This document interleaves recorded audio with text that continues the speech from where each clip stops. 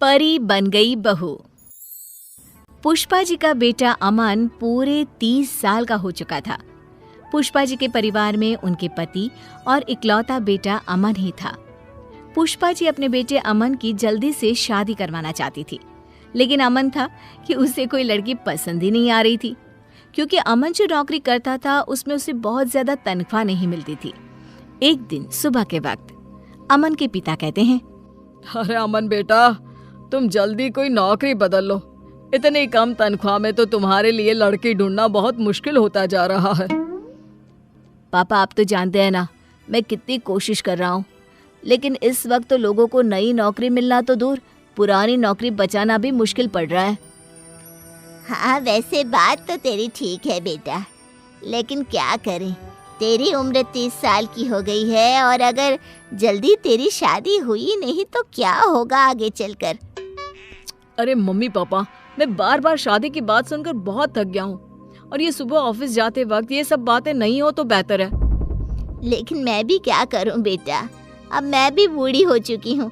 जल्दी से घर में बहू आ जाए, घर के काम काज में मेरा थोड़ा हाथ बंटवा दे तो मुझे भी कुछ सहारा मिले ना। मैं समझता हूँ, लेकिन मैं क्या कर सकता हूँ। कभी आपको लड़की पसंद नहीं आती और कभी मुझे। अच्छा चलो, कोई बात नहीं अमन बेटा, अभी तुम आराम से ऑफिस जाओ। मेरे दूर के एक दोस्त हैं, उनका फ़ोन आया था। उनकी रिश्तेदारी में कोई लड़की है, कल हमें उसे देखने जाना है। फिर से लड़की देखने जाना है पापा? मैं परेशान हो चुका हूँ ये बार बार नई नई लड़कियां देख देख कर। अरे अब ये तो करना ही पड़ेगा ना, तुम्हें इसमें भी कोई परेशानी है?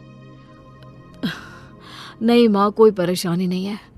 ठीक है, मैं कल आपके साथ लड़की देखने चलूँगा। अमन परेशान होकर अपने ऑफिस चला जाता है और अगले दिन अमन और उसके मम्मी पापा लड़की देखने के लिए लड़की वालों के घर जाते हैं। लड़की की माँ कहती है, ये हमारी बेटी है सुधा, बहुत संस्कारी है हमारी बच्ची। जी हाँ, आपकी बेटी तो देखने में भी काफी अच्छी लग रही है। भाई मुझे तो ये बहुत पसंद है। अब आपको भी हमारा बेटा पसंद हो तो आप भी बता दीजिए। देखो बहन जी, दिखने में तो आपका बेटा भी काफ़ी अच्छा दिखता है, बस अब यही जानना बाकी रह गया है कि आपका बेटा कमाता क्या है। मेरी तनख्वाह 20,000 है। हो सकता है आने वाले टाइम में मुझे कोई अच्छी नौकरी मिल जाए और तनख्वाह और बढ़ जाए। जी हाँ, मेरा बेटा पूरी कोशिश कर रहा है और बहुत जल्दी उसको अच्छी नौकरी भी मिल जाएगी।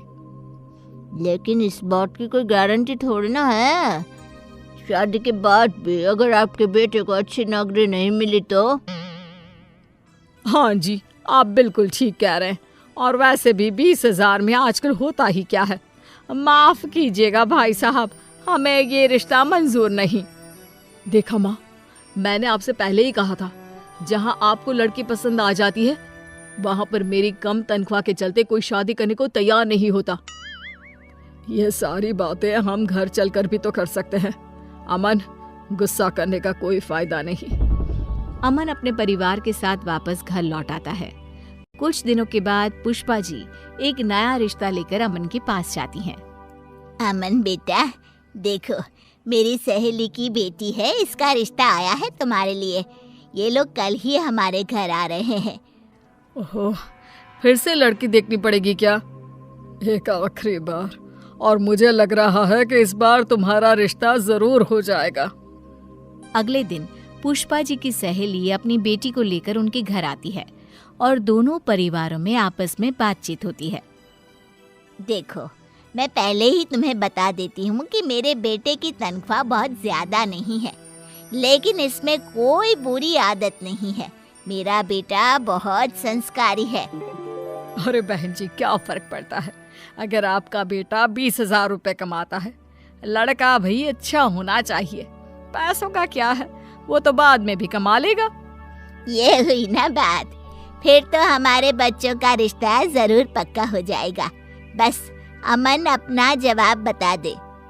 अमन बेटा, तुम्हें मेरी बेटी पसंद तो है ना? क्या मैं इस बात का जवाब 1-2 दिन में दे सकता हूँ? मेरा मतलब अभी मैं कुछ डिसाइड नहीं कर पा रहा हूँ। इतनी जल्दी कुछ भी कहना मेरे लिए मुश्किल है। पुष्पा जी की सहेली अपनी बेटी के साथ अपने घर वापस लौट जाती है।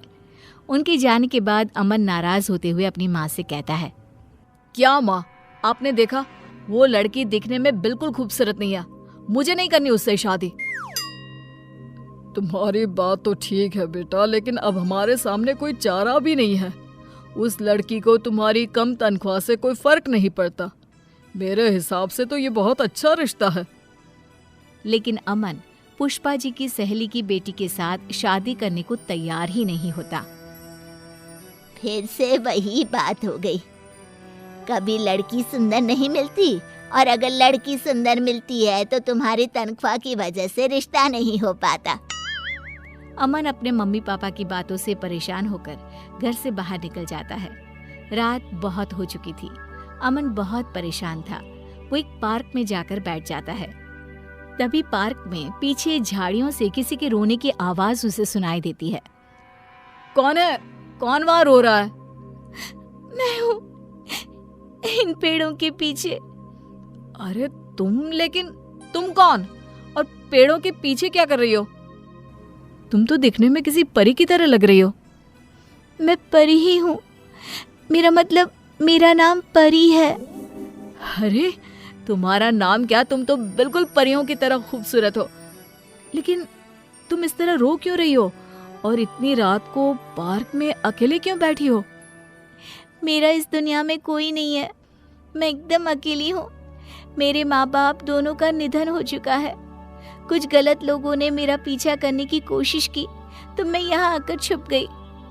अरे लेकिन तुम यहाँ कब तक छुपी रहोगी? तुम यहाँ पर सेफ नहीं हो। तो क्या करूँ, कहाँ जाऊँ, मेरे खुद समझ में नहीं आ रहा। अरे रो मत, एक काम करो, तुम मेरे साथ मेरे घर चलो, वहां पर तुम सुरक्षित रहोगी। अमन उस लड़की को लेकर अपने घर आ जाता है। उस लड़की की खूबसूरती देखकर पुष्पा जी हैरान हो गई थी।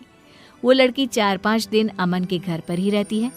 उस लड़की का व्यवहार देखकर अमन के पिता भी बहुत खुश थे और इसीलिए एक दिन सुबह के वक्त, देखो बेटी, मैं ये तो नहीं जानता कि तुम कौन हो, लेकिन मैं तुम्हें अपने घर की बहू बनाना चाहता हूँ। हाँ, मैं भी कब से वही बात सोच रही थी, लेकिन फिर मुझे लगा पता नहीं परी को अच्छा लगे भी या नहीं। मुझे इस बात से कोई ऐतराज नहीं है। वैसे भी आप लोगों ने मुझे इतना प्यार दिया है, लेकिन अगर अमन जी कहेंगे तो ही मैं उनसे शादी करूंगी। मैंने तो जब तुम्हें पहली बार देखा था ना, तभी अपनी पत्नी बनाने का फैसला कर लिया था। तुम हो ही इतनी खूबसूरत, और फिर तुम्हें मेरी कम पैसों वाली नौकरी से भी तो कोई परहेज नहीं है। नहीं, मुझे आपका परिवार बहुत अच्छा लगा और मैं हमेशा आप लोगों के साथ रहना चाहती हूँ। और इस तरह पुष्पा जी को परी के रूप में एक बेहद खूबसूरत बहू मिल गई। दोस्तों, अगर आपको हमारा वीडियो अच्छा लगा हो तो लाइक कीजिए, अपने दोस्तों के साथ शेयर करें और हमारे चैनल को सब्सक्राइब करें। Thank you.